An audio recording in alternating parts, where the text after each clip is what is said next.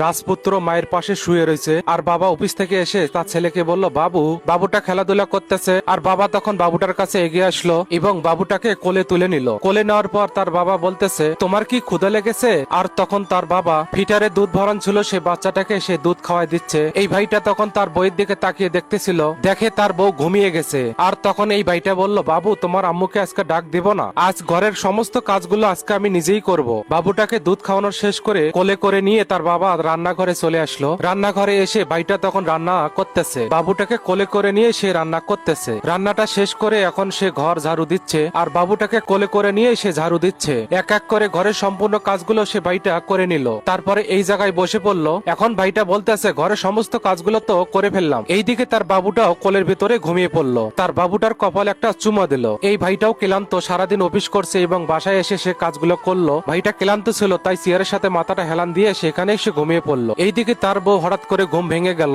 আর সে দেখতে পেল তার স্বামী তার বাবুটাকে নিয়ে হেলান দিয়ে সে ঘুমাচ্ছে। তারপরে তার স্বামীকে ডাক দিল, এই শুনছো, তুমি আমাকে ডাক দিবা না? তুমি কোন সময় অফিস থেকে আসছো আমি তো জানি না, আর আমি তো ঘুমিয়ে পড়ছিলাম। তার স্বামী বলল, আমি ঘরের কাজগুলো সম্পূর্ণ করে ফেলছি, রান্না বান্না করছি, ঘর ঝাড়ু দিছি, বাচ্চাকে দুধ খাওয়াইছি, আর বাবুটাও এখন ঘুমিয়ে গেছে। আমি জানি তুমি অনেক কষ্ট করো, তুমি তো প্রতিদিনই কষ্ট করো, আজকে আমি একটু কষ্ট করে দেখলাম তুমি কিরকম কষ্ট করতে পারো। এইগুলো কথা শুনে তার বউ তার দিকে অবাক দৃষ্টিতে সে তাকিয়ে রয়েছে। আর স্বামীর এমন কথা শুনে বোনটার মনটা ভরে গেছে আর সে হাসতেছে এবং তার স্বামীর কাছে এসে তার কাঁধে মাথা রাখলো। মেয়েরা তো অনেক কষ্ট করতে পারে কিন্তু কাউকে বুঝাইতে পারে না, খুবই অসাধারণ, শেয়ার করে দিয়ে।